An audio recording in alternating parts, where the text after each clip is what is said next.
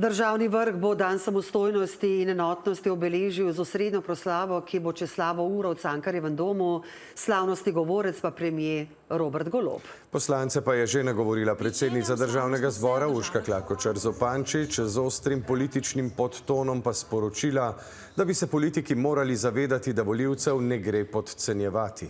Kaja, kdo na proslavi bo, koga ne bo in kakšno bo sporočilo premierja Goloba? No, slavnostna seja se je v parlamentu pravkar končala, zbrani pa se bodo kmalu sprehodili tule čez Trg Republike do Cankarjevega doma na osrednjo proslavo. No, na slavnostni seji v parlamentu smo sicer lahko videli bolj ali manj vse aktualne poslance, pa ministerski zbor, tudi predsednico države Natašo Pirc Musar in njene predhodnike. No, ni pa ne prvaka opozicije in predsednika SDS-a Janeza Janše, kot že večkrat ne, pa tudi ni bilo premierja Roberta Goloba.